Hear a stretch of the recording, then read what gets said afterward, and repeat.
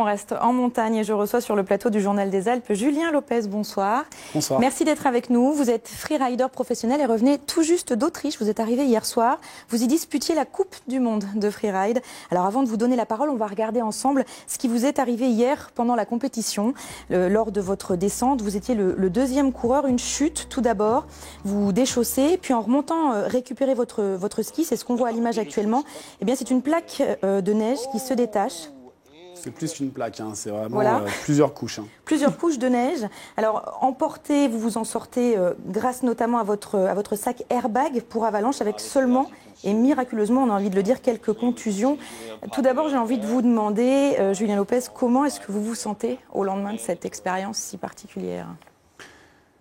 J'ai envie de dire, malheureusement, c'est la deuxième fois que je me fais prendre dans une grosse avalanche. Déjà une en 2013, donc, c'est déjà ça ? une à mon actif. Et malheureusement, ça m'a servi, on va dire, dans cet exemple-là, parce que j'ai eu des bons réflexes assez rapides et c'était fait parce que j'ai déjà vécu ça une fois, quoi. Et en fait, aujourd'hui, j'ai pas vraiment de traumatisme plus que ça, puisque j'ai très bien dormi, comme un bébé.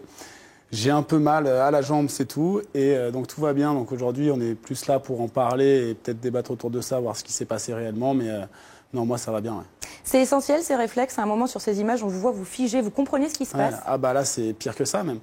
En réalité, il n'y a rien de pire que de se faire prendre dans une avalanche à l'arrêt et en plus sans ses skis. On n'a aucune chance pour s'en sortir. Donc là, j'étais en train de remonter et on voit que je m'arrête net. Hein. Ça fait vraiment...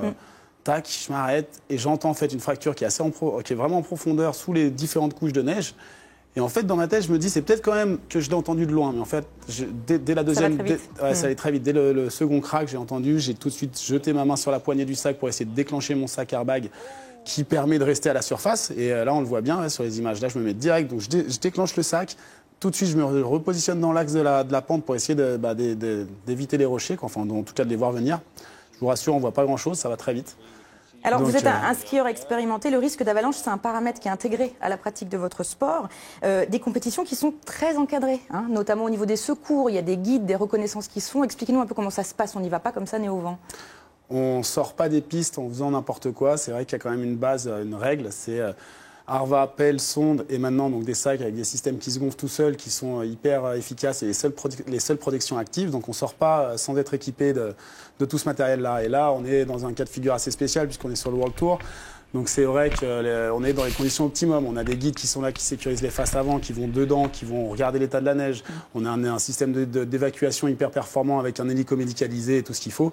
Donc on est dans des conditions optimum. On voit que même dans des conditions optimum, le risque zéro n'existe pas. Et là, c'est pas une petite coulée qui est partie, c'est vraiment l'ensemble de la montagne. Même sur les images, je trouve pas ça assez impressionnant quand on l'a vécu en vrai. Donc voilà, on est bien entouré, en tout cas sur la compète. Après, quand on sort des pistes, il n'y a plus tout ce système de sécurité. Donc il faut bien penser à être toujours équipé, savoir se servir de son matériel. Et les règles de base, dire où on va, ne jamais être seul.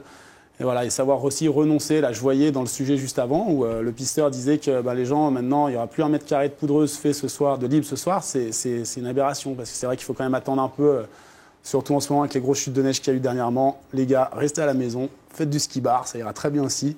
Laissez un peu de poudreuse pour les autres dans la forêt, au pire, mais voilà. Ça vous a refroidi, juste en quelques mots pour terminer ? Ça m'a pas refroidi parce que c'est ce que je fais depuis toujours, donc...